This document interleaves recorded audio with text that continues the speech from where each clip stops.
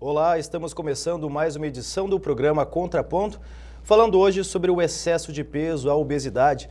Ao meu lado, o psicólogo Marcos Dal e a nutricionista Adriane Serve Blink. Uma saudação especial aos dois. Começando falando sobre o último índice divulgado pelo Ministério da Saúde. Porto Alegre é a capital que possui a maior quantidade de pessoas com excesso de peso, 55,4%. Surpreende vocês esse anúncio onde o Rio Grande do Sul possui a capital, o Rio Grande do Sul é, no caso, o estado com pessoas acima do peso no país?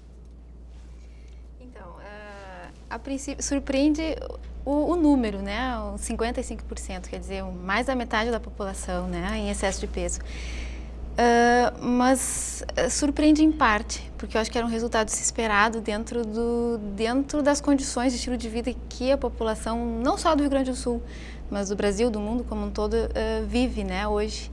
Então, surpreende em parte, eu diria, porque eu acho que ele era um resultado, sim, esperado, né? Mas é alarmante, com certeza, né? Quando a gente analisa a evolução, esse dado foi mostrado da pesquisa do ano passado, né, de 2011. Mas o próprio IBGE, né, ele vem fazendo pesquisas a nível nacional com a população brasileira para justamente monitorar essa evolução, ou como é que está o comportamento, não só estilo de vida, alimentação, mas indicadores como esses antropométricos, né, peso, IMC.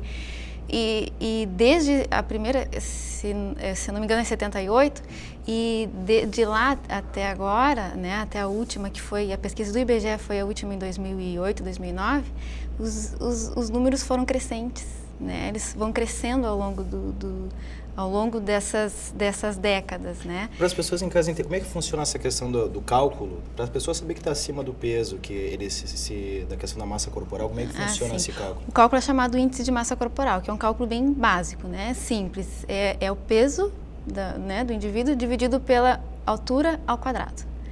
Né? Esse valor, esse cálculo, aliás, ele vai dar um valor. Se esse valor for 25, igual ou maior que 25, a pessoa já está em excesso de peso, é que a gente chama de sobrepeso, né? Que eles aqui chamam de excesso de peso. Então, é o peso dividido pela altura ao quadrado, multiplicado 2 vezes. E a altura é esse para o telespectador saber? Em metros. 1,89 m, 1,70 m, não é 170 não, ao quadrado, é 1,70 ao quadrado. Isso. E faz essa divisão, porque a matemática não é todo mundo que domina, o pessoal em casa entender como é que funciona esse cálculo. Peso em quilos dividido pela altura em metros ao quadrado. Então, um exemplo, por exemplo, 80 quilos dividido por 1,70 m ao quadrado. Se for acima de 25, o resultado, a pessoa está acima do peso. É acima do peso, em sobrepeso. E se for acima de 30, já é considerado obeso. Inclusive, nos índices que apresentados mostra cerca de 15 ou até mais de 15%, com pessoas obesas. Ou seja, também é um número preocupante. Isso. E dentro dessa questão ainda do Rio Grande do Sul, se tem aquela ideia superficial, de certa forma, que o Rio Grande do Sul é um povo cultural, é um povo que tem mais acesso ao estudo, que o índice de diferença social é menor que em outros estados, comparado com outros estados. E a gente... Por isso que eu acho que talvez preocupa mais, porque a gente sabe que hoje a obesidade e o excesso de peso é uma doença. Se é uma doença, querendo ou não. Sim, é uma doença. E o Rio Grande do Sul, por ser um povo com esse acesso cultural, tem esse índice que realmente preocupa. Por isso que eu perguntei se surpreende esse dado, né? Eu acho que, na verdade, assim, também da mesma maneira não me surpreende os números. Na verdade, a quantificação, sim. Né? Quando a gente olha números, né, exatos, acabados, surpreende um pouco. Principalmente por saber, né, se a gente pegar os Estados Unidos, né, que é o campeão, né, digamos o líder em obesidade, que tem 27,5% da população obesa, no Rio Grande do Sul a gente tem 20% da população obesa e 55% da população com sobrepeso. Então essa quantificação nos alarma, né, porque assim como a professora Adriane estava comentando, O estilo de vida do gaúcho, né, e se a gente for retomar uma questão mais filogenética, vou trazer um pouco de história, assim, né, até para a gente pensar um pouco sobre. O ser humano e os animais, de uma maneira geral, na escassez da comida, sempre foram acostumados, ou sempre tinham que lutar e batalhar por consumir o maior número de alimentos possíveis e calóricos, porque os animais não sabiam quando é que poderiam se alimentar novamente. Então isso, né, ao longo do tempo, falando no evolucionismo, né, então na verdade é uma coisa muito usual, contemporânea, as 6 refeições, que muita gente não faz 6 refeições, né, as 3 refeições, isso é uma questão muito contemporânea. Então isso também tem reflexo, né, nessa quantidade, digamos assim, de pessoas com sobrepeso e obesidade, que é uma herança, digamos assim, né, filogenética em virtude desse evolucionismo.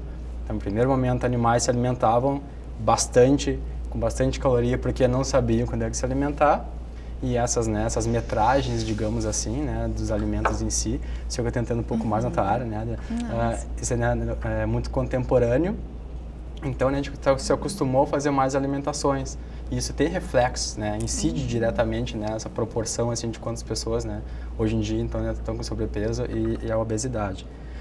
Mas pegando especificamente, né, tem totalmente a ver com o estilo de vida, principalmente do gaúcho. Eu acho que, né, já que a gente está retratando bem, né, o Rio Grande do Sul e Porto Alegre como a capital, né, porque a gente vê assim, por exemplo, o Rio Grande do Sul é no maior índice de tabagismo, né, dessa pesquisa também que surgiu, que tem fatores, né, diretamente ligados, né, com a questão da obesidade também. A questão do consumo de álcool também é uma das mais elevadas, né? O gaúcho por si só, por mais que na pesquisa aponte, né, que ela se encontra mais ou menos no 13º, 15º em consumo de carne, né, a carne também incide diretamente. Então, ou seja, tem tudo a ver com o estilo, né, de cultura que a gente vive, com as questões trabalhistas, de ansiedade, de estresse. Isso que eu ia colocar, eu acho que tem fatores também importantes, acho que é isso que você estava colocando, contemporâneo, né, que é do momento que a gente vive enquanto sociedade, né. Desde, por exemplo, uma questão muito simples, mas o fato de hoje a mulher trabalhar. Né? Então, se há um tempo atrás a mulher ficava em casa cozinhando, né, cuidando da alimentação da família, hoje ela não fica. Né? Então, a questão do estresse, do trabalho, né, dessa rotina de vida que aí que eu digo não é só o Rio Grande do Sul, mas que eu acho que né, a nível de Brasil, de mundo, e que se soma isso a questão de estresse, se soma isso a questão de que você não tem tempo, chega em casa ao meio-dia, tem que fazer um lanche rápido. As pessoas, elas estão, vamos assim dizer, num ritmo de vida que elas estão... talvez não tendo a noção do quanto isso para a sua saúde pode ter consequências, né, negativas. Quer dizer, as pessoas não conseguem hoje parar, né, isso que você colocava, a mídia hoje fala muito que é importante a gente fazer 6 refeições ao dia, que é importante, mas ninguém faz, quer dizer, ninguém não. A maioria não tem essa consciência ainda, aliás, não consegue achar um tempo, as pessoas não conseguem achar um tempo para se cuidar. O grande problema é esse. Desde a alimentação, se a gente for passar atividade física, hoje a obesidade, excesso de peso, a gente poderia resumir em 2 grandes fatores. A alimentação, que são estilo de vida, né? Alimentação e sedentarismo. Mas aí, lógico, tem outros fatores associados, né? Mas os principais. O que impressiona para quem é de fora, cara, que vocês trabalham mais dentro do assunto especificamente, mas para quem vem de fora, a gente nota que a informação hoje ela se dá de uma forma mais fácil. Né? As pessoas têm muito mais acesso do que antigamente. Alguns tabus foram quebrados, como aquela questão de mistura de comidas, não pode misturar este com aquele, a importância da salada, a importância das várias refeições ao dia. Mas esse índice veio aumentando. Ou seja, ao mesmo tempo que as pessoas têm esse acesso à informação, em contraponto elas estão cada vez mais indo para esse caminho do excesso de peso. Eu acho o porquê isso é uma pergunta que a gente se faz.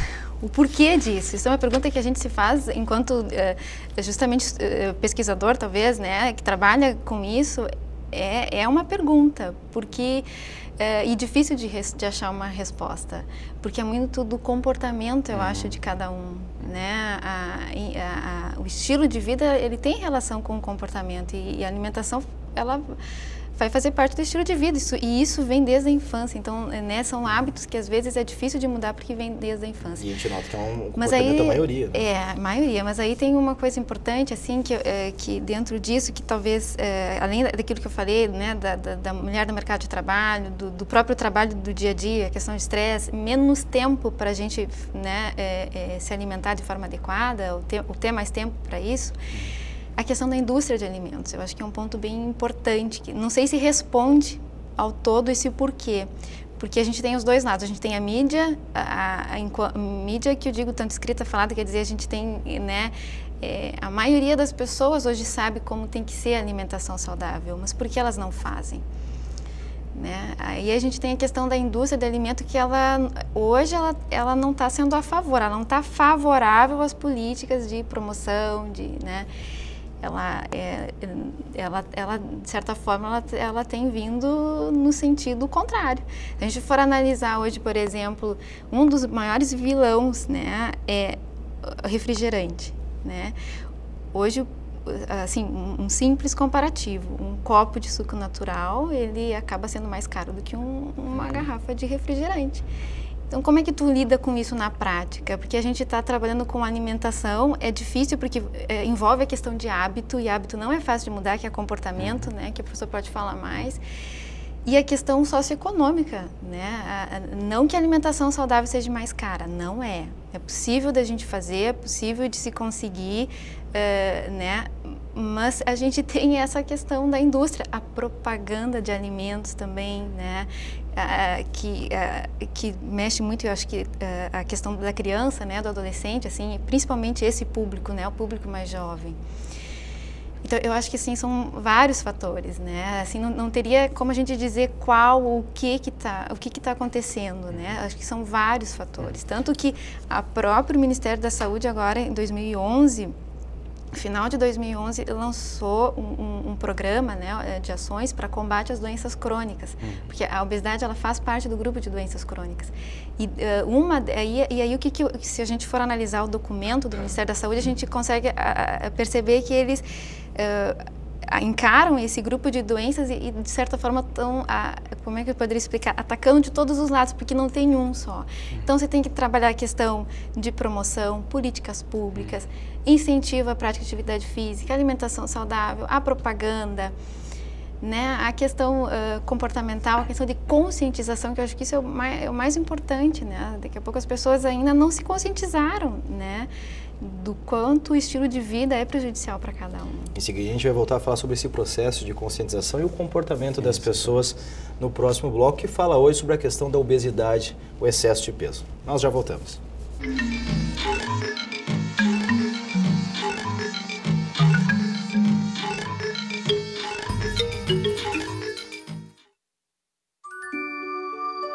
Existe um lugar onde eu me sinto muito feliz, porque eu brinco, dou risada, aprendo coisas novas e tenho um monte de amiguinhos.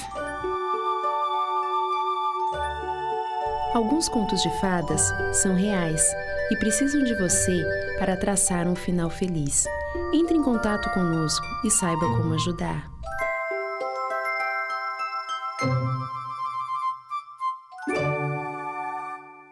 Oi, você já me conhece, eu sou a Clara.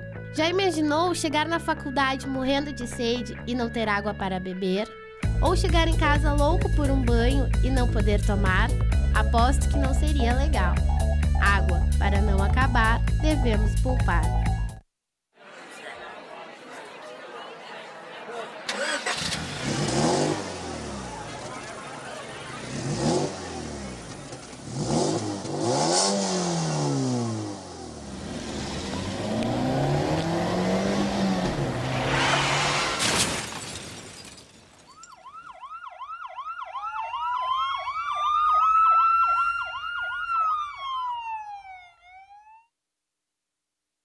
Sonho.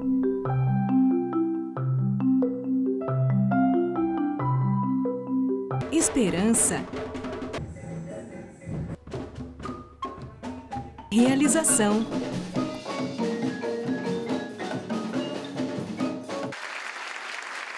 Cuíca, promovendo inclusão social através da música, transformando sonhos em realidade.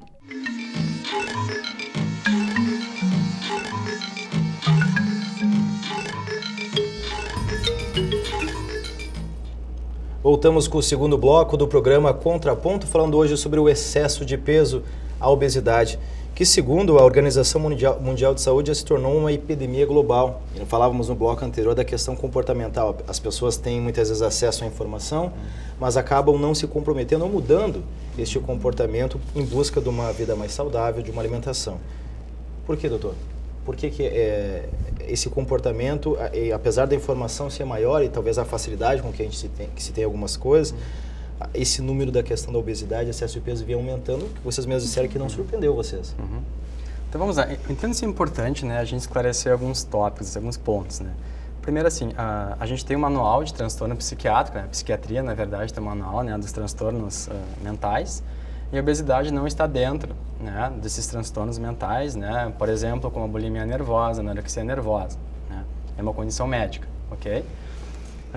Porém, a gente vê diversos fatores atrelados à obesidade, né, então eu fui procurar fazer uma pesquisa, né, na internet, encontrei alguns artigos relacionando justamente a obesidade, né, com os aspectos, né, enfim, psicológicos. E lá, então, na Universidade de Brown, na Brown University, né, nos Estados Unidos, eles correlacionaram temperamentos e algumas características, traços de personalidade que mais poderiam indicar probabilidades, né, de algum dia vir, né, digamos assim, a desenvolver obesidade. Então, eu cito algumas características, né? Então, por exemplo, a impulsividade, o perfeccionismo, a tristeza, a culpa, a raiva, a ansiedade e o vazio existencial. Então, ou seja, citei algumas, né, algumas características de personalidade, algumas características, digamos assim, do ser humano de uma maneira geral, que se a gente olhar ao nosso redor, se a gente vê, né, desde os relacionamentos interpessoais, né, dos relacionamentos macro, micro, né, enfim, intrapsíquicos, né, com a gente mesmo, digamos assim, né, a gente vê essa busca, digamos assim, essa busca exacerbada por uma completude de alguma coisa que não está completa. E sem entrar nesses méritos mais, né, não estou dizendo aqui também que a obesidade existe algum conflito subjacente psicológico, não é essa a questão, né, por mais que seja controversa, né, nos estudos atuais, né, mas sim correlacionam traços de personalidade. Então, por exemplo, quando a gente olha, né, a pessoa vai procurar um emprego, quando a gente olha nas relações familiares, quando a gente olha nas relações, enfim, mais íntimas, ou o não conseguir, o não poder, o que gera? Culpa, ansiedade, tristeza, sofrimento. Isso tudo, claro, evidentemente que não vai proporcionar a pessoa comer mais, porém tem correlação, né? Principalmente se a gente for falar mais de um aspecto mais de tratamento, né? Mas com os pensamentos sabotadores, né? Com as crenças antecipatórias que eu vou aliviar minha tristeza através, né, desse gostoso alimento. Acaba sendo uma forma de fuga, né? A alimentação acaba sendo uma maneira, né? Então, na verdade, né, está bem linkada esse fator comportamental, né, a esse ritmo de vida, estilo de vida que a gente estava falando no primeiro bloco. Né? Então, justamente, falta de emprego, estresse em casa, né, enfim, problemas de interpessoais, né, nos relacionamentos, etc. Então, isso tudo acarreta, né, esses típicos problemas psíquicos, que, num segundo momento, né, pode estar interrelacionado, né, com essas questões de obesidade, por comer, né, por se alimentar de uma maneira não correta, né, ou na busca de alimentos, digamos assim, mais calóricos. Então, até é interessante dizer um aspecto mais neuropsicológico, né? Então, a gente tem lá uma área no cérebro, né, específica, que é da saciedade, que é do prazer. Então, né, os alimentos em si, não só os alimentos, mas, por exemplo, uma boa música, dormir bem, uma pessoa agradável, uma pessoa bonita, e os alimentos em si liberam dopamina e endorfinas. Isso vai ativar diretamente no nosso cérebro, né, no sentido de fornecer o prazer, né, para o ser humano. Então, evidentemente, comer é muito bom, né? Então, até é engraçado não, né? É triste porque a gente está falando, né, no transtorno. Mas na bulimia nervosa, a gente não vê nenhum bulímico, por exemplo, eu vou lá e vou comer, né, 500 alface. A gente não vê, é sempre para alimentos calóricos. Sim. Né? Então, enfim, então tem a ver, né, essa questão alimentar com as liberações de neurotransmissores e hormônios, né, que ativam diretamente essa área de prazer e de saciedade no cérebro. Okay? Então, a gente também trabalha por aí. Dentro dessa característica comportamental, e a gente falava da questão do estilo de vida, hoje a gente nota que a maioria dos empregos, talvez não a maioria, mas grande número de empregos, as pessoas trabalham sentadas, as pessoas trabalham num computador, e às vezes esse estilo de vida, justamente a pessoa sentada, ingerindo alimentos, nessa questão do comportamento. E eu ia fazer uma pergunta, talvez dessa questão da crescente, desses números, que a gente nota que em relação à infância, o comportamento das crianças há 2, 3 gerações, da questão de estar na rua, correndo, brincando, e hoje as crianças mais atrás no computador, hoje as crianças mais num videogame, mais paradas. Isso com certeza nessa questão comportamental contribui para esse aumento, esse índice. Acredito que a gente nunca pode ser definitivo, né? Mas eu concordo contigo, né? Acho que tem efeitos diretos também nessa questão, até pegando a própria pesquisa, assim, né? Quando a gente vê, hoje em dia diminuiu o número de sedentarismo. A população brasileira está menos sedentária, né, do que há 3 anos atrás, né, uma estimativa que fizeram. Que isso me choca. Pô, diminuiu o sedentarismo, porém mais pessoas ficaram, né, obesas e com sobrepeso. Da mesma maneira, é comprovado, né, enfim, dentro dos fatores da obesidade, que tem uma carga genética, né, específica que vai influenciar. E mesmo, né, algumas pesquisas americanas, né, cito a Brown University de novo, e algumas pesquisas da Inglaterra, citam que a atividade física é capaz de reverter até 40% ou contribuir, né, até 40% nessa carga genética para a pessoa que possivelmente seria obesa, né, ou com sobrepeso, não ser. Então, ou seja, né, a força que existe do exercício físico, né, e o lugar que nós deveríamos colocar o exercício físico, né, nas dietas, né, nesse controle de peso e nesses aspectos comportamentais. Né, o estilo de vida, na verdade, ele consegue minimizar o efeito da genética. Isso. A gente poderia resumir assim, né? Por exemplo, se alguém tem na genética ou o próprio metabolicamente, enfim, uma tendência a ser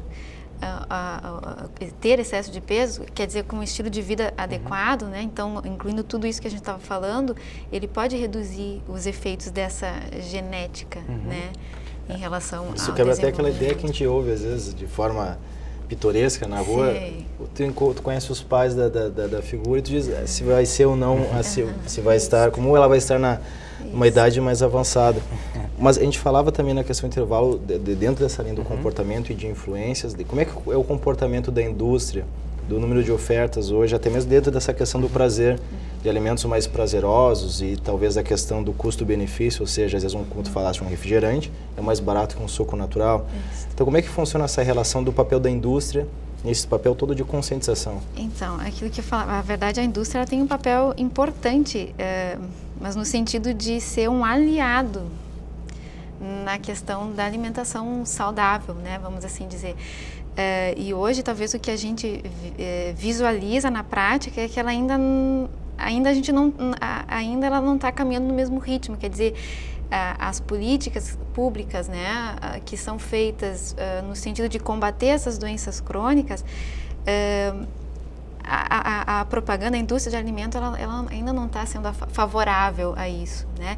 Tanto que, né, nesse documento que eu falava do Ministério da Saúde, uma das ações estratégicas assim que eles têm tentado pontuar é a propaganda de alimentos, a indústria de alimentos, aliás, desculpe. E aí, tanto indústria quanto propaganda.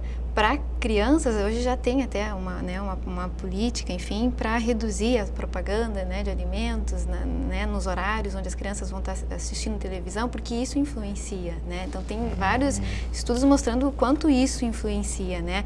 A questão do consumo, né, aliado à propaganda, enfim. Então, a indústria tem um papel, sim, bem importante, mas desde que ela esteja no sentido, né, colaborando com isso, né? Não da forma, talvez, hoje, como a gente ainda tem, a indústria desenvolve ainda alimentos riquíssimos em açúcar, riquíssimos em gordura, riquíssimos em sal, né? Então, só nisso, quer dizer, são alimentos normalmente muito mais calóricos, né, que não vão fazer bem, né? Que não vão estar minimizando, pelo contrário, que vão estar favorecendo aí o ganho de peso, né? Dentro dessa questão da postura, que tu estava falando da questão da influência da indústria e também do comportamento, a importância do papel dos pais com os filhos naquela situação que a gente nota, o filho diz, eu não gosto de comer salada, eu não gosto de comer fruta. A importância do papel do pai para a criança desde cedo se acostumar com essa alimentação mais saudável. Porque é corriqueira, a gente observa isso em almoços familiares ou com amigos, ou até mesmo em restaurante, a criança dizer, eu não gosto, e alguns pais tolerarem essa questão da opção. A criança deveria optar pela alimentação desde cedo?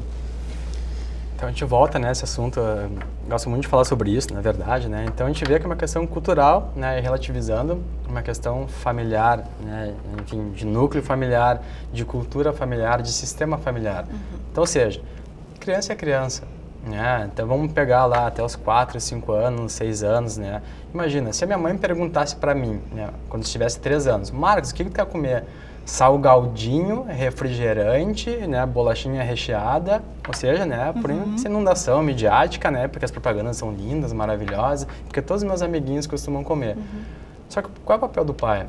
Não, né, tu não vai porque eu sou teu pai, eu sou tua mãe e eu tenho que diferenciar, discernir o que é o correto, o que nesse momento vai te fazer melhor para a saúde, o que vai ser melhor para ti futuramente, né, então nesse sentido pai e mãe tem que fornecer essa estrutura, né? Tem que fornecer um apoio, tem que ser continente, né? Tem que fornecer um amparo específico, porém limitando, dizendo não, que é, claro, é um assunto para um outro programa, né? O papel dos pais de dizer não, que cada vez menos dizem não, né? Mas de serem pais e colocar os limites específicos, né? Não, meu filho, né?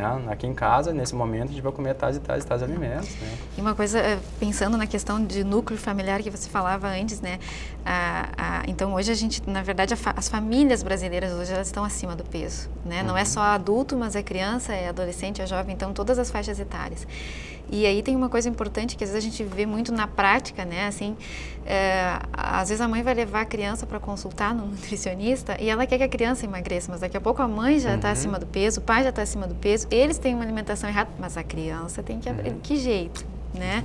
Então, quer dizer, às vezes eles impõem uma realidade para a criança que é, né, cobram alguma coisa para a criança que é diferente do que eles na prática fazem. E os pais, né, são os grandes exemplos. Então, isso é uma lição básica, né? Então, não tem como você querer que a criança mude, né, mude a alimentação, mude a prática, né, se em casa, se os pais são exemplos errados. Até pela comida que ia ser colocada na mesa. Pela comida que é colocada na mesa, pelo fato de comprar, então dizer, não, hoje, né, não vai comer bolacha recheada, mas se tem lá no balcão a bolacha recheada ao acesso da criança, como é que ela não vai? Porque justamente a criança não tem esse discernimento ainda, né? Ele não tem essa capacidade de saber o que é bom, até tem, né, dependendo da idade, lógico, mas assim, é mais difícil, para o adulto é muito mais fácil. Né? Daqui a pouquinho a gente volta então a falar sobre essa questão da obesidade e excesso de peso, falando de algumas orientações do que a pessoa poderia fazer em termos de alimentação e também em termos de comportamento, como é que a pessoa pode se adequar para quem sabe, não, daqui a 1 ano, 2, a gente tem a notícia que esse índice está diminuindo, não só no Rio Grande do Sul, mas no Brasil. Nós já voltamos com o programa Contraponto.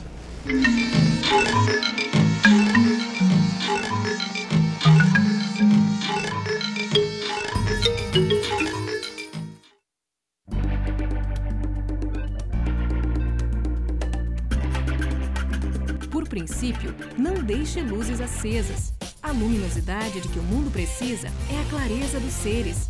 Deixe que a natureza seja a fonte de luz por meio de seus princípios ecológicos. Permita que ela irradie a sua energia. O brilho aparente e natural é grandioso, próprio e não pode perder a sua evidência para uma fonte artificial. Sempre que possível, não deixe luzes acesas. Para desenhar a vida é preciso nascer. Para viver a vida é preciso saber. Saber amar, dar carinho, fazer acontecer. Colorir a vida é renascer. Doação de órgãos, pinte essa mensagem.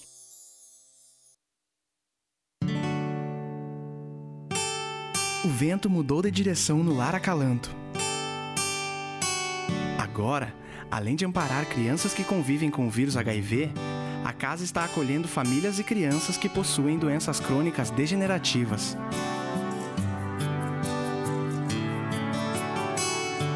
Venha trazer novos ares ao Lar Acalanto.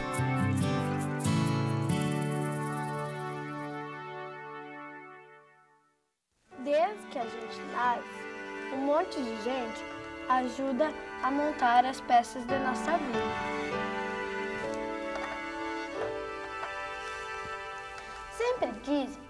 a gente crescer, evoluir. Mas daí as drogas aparecem e as peças vão caindo. Quando a gente olha pro lado, não tem mais nada.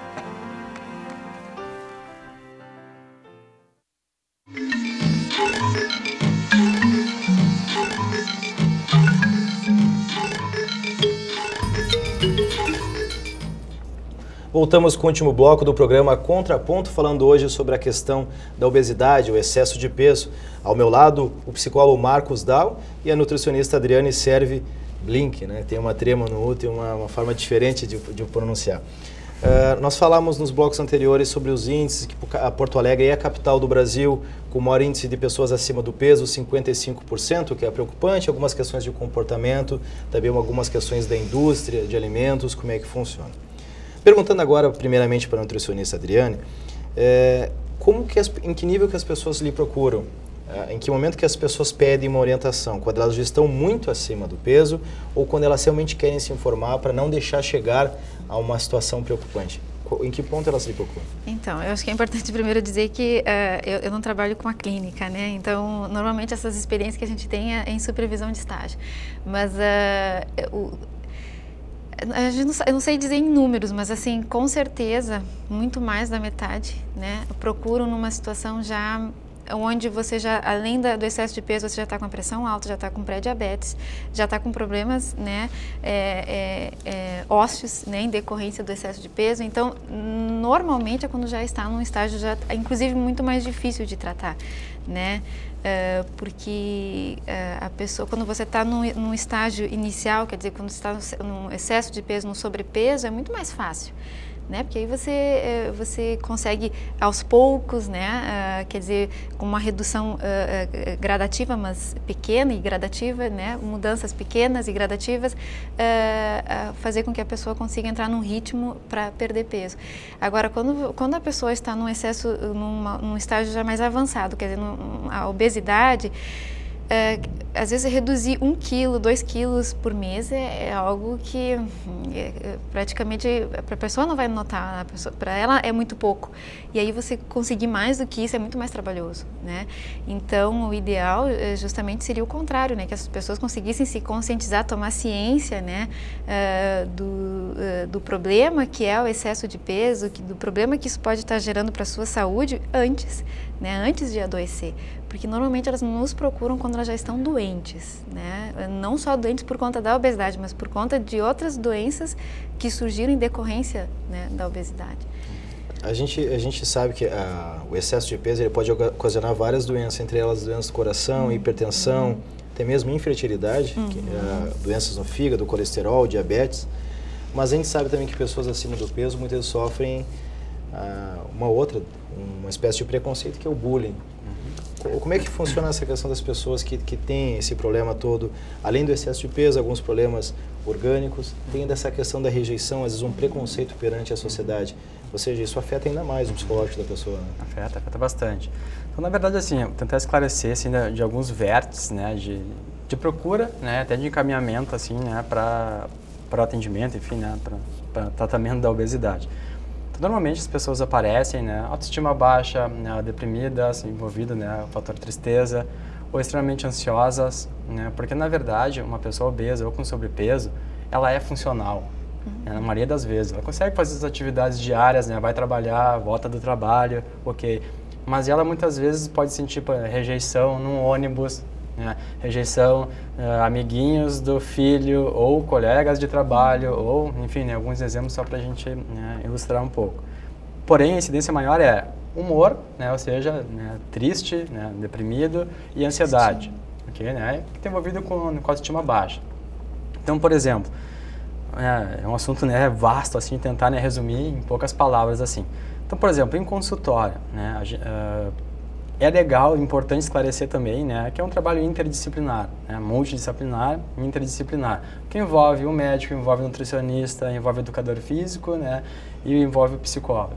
Okay? Então, por exemplo, chegou lá para mim um paciente, né, ou os psicólogos de maneira geral, é legal entender o porquê aquela pessoa está com obesidade, se é uma falha, enfim, né, se é uma defasagem na hipófise, no hipotálamo, enfim, se é uma questão... O que seria o hipotálamo, para o público entender, assim, o mais leigo, o que seria? Não, o hipotálamo, então, né, digamos assim, que é uma regiãozinha no cérebro, que é uma espécie de quartel-general, que ele vai comandar todos os controles vegetativos, né, enfim, em funções do nosso corpo, e também, né, é ligado ao hipocampo, né, na verdade ao sistema límbico, que é a parte mais emocional e comportamental do nosso cérebro. Então é ele que regula essas questões todas emocionais e vegetativas, digamos assim, né, do nosso corpo.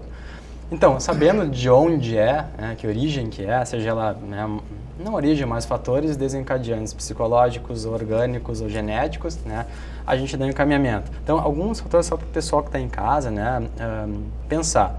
Existem gatilhos, né, digamos, que a gente pode mapear, que servem para a gente comer mais ou menos. Então, por exemplo, os gatilhos biológicos, que é o sentimento, né, que é a sensação, né, que é a necessidade de tomar água e se alimentar. Os gatilhos ambientais, que é aquela questão que a gente estava falando antes em casa. O pai só tem salgadinho e bolachinha recheada em casa, né? Não tem lá uma pera, uma maçã, um brócolis, né? Enfim, etc. Os gatilhos mentais, ou seja, meu pensamento sobre a comida. Hoje eu fui horrível no meu trabalho, chega lá e abre, né, um pacotão de, enfim, come 5 pacotes de pipoca e bebe 5 litros de Coca-Cola. Enfim, né, por exemplo, para compensar, né, algum problema estressor. Os gatilhos sociais também, né, que é essa questão da mídia, né, que implica vende, que tem que vender, né, mas tem essas questões de o que eu vou vender, na verdade é mais lucrativo, tal alimento para minha indústria, então, né, inunda a população com reclame, enfim, né, para justamente consumir o produto. Então, assim, eu acho interessante falar e linkar também, né, que existe os grupos, né, grupos desenvolvidos especificamente para o controle alimentar. Então, eu vou dar meu relato, eu achei que não era o caso, né, mas eu sou um ex-gordo. Não sei se eu posso falar que eu sou um ex-gordo, né, porque gordo sempre vai ser gordo, vai ter, né, pensamento de gordo, vai ter, é forte falar gordo, né, mas um obeso ou um com sobrepeso. Então, por exemplo, a gente sempre trabalha com os vieses, com a questão psicológica de amparo, continência, né, se sentir respeitado. Então, por que se procura grupos? Justamente para ter um amparo, para ter essa continência, para se sentir, né, socialmente aceita, justamente que é uma das questões, né, que afeta muitas vezes as pessoas em virtude do bullying.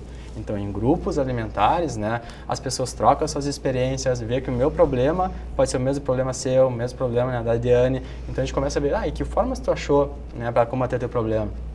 Então, nesse espaço mais, digamos, de socialização, né, de uma problemática específica, talvez a saída, né, que eu não tivesse pensado antes, eu encontre, né, no parceiro, mas principalmente numa visão mais psicológica, que a pessoa se sente amparada, acolhida, né, pelo grupo. Então, isso já dá, evidentemente, né, já dá também um sustento, né, para esse combate eu se sentir melhor, né, por consequência aumenta a autoestima, né, por consequência eu me sinto mais competente, né, naquilo que eu estou fazendo, se eu estabelecer metas específicas, digamos assim, alcançáveis, porque a maioria das pessoas pegam, eu quero emagrecer 12 quilos em um mês.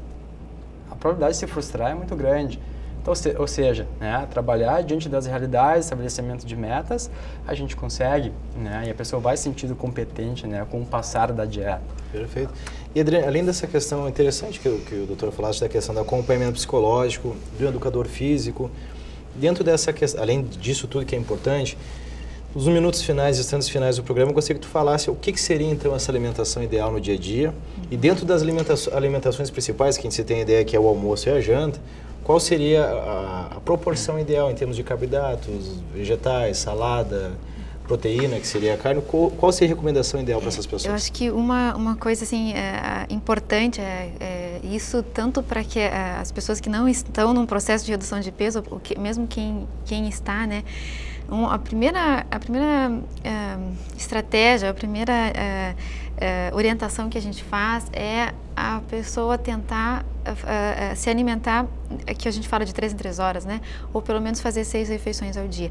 Isso é o ponto básico, porque as pessoas ainda têm a ideia errônea, né?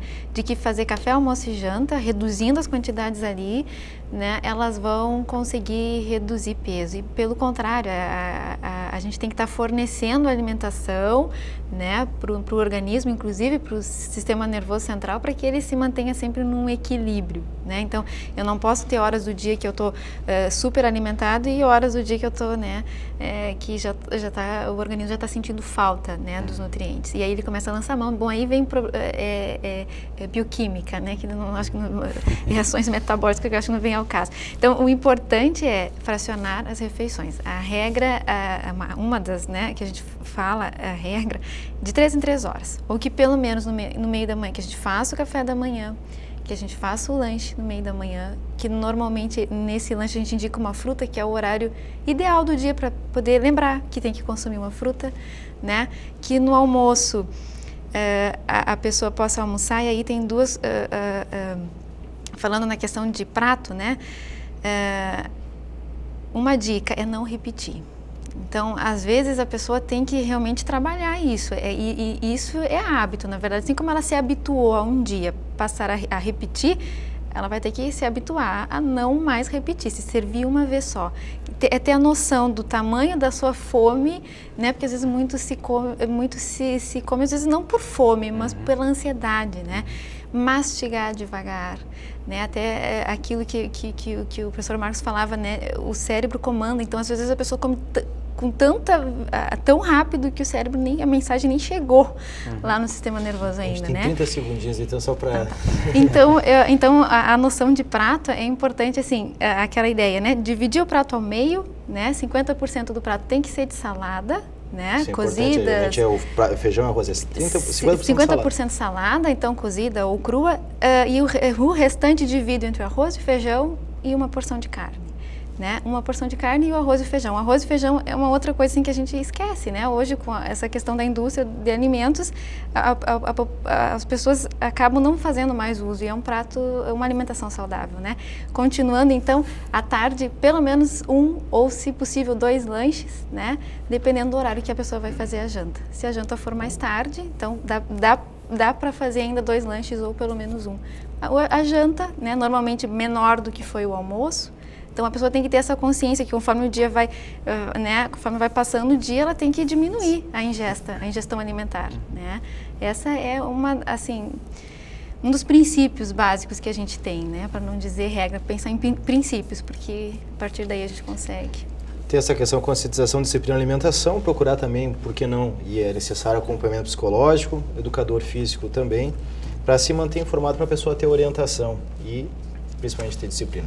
Queria agradecer muito a participação sua, Adriane Blink, nutricionista, Dr. Marcos Dal, psicólogo. Voltamos então na próxima semana com o programa Contraponto. Até lá.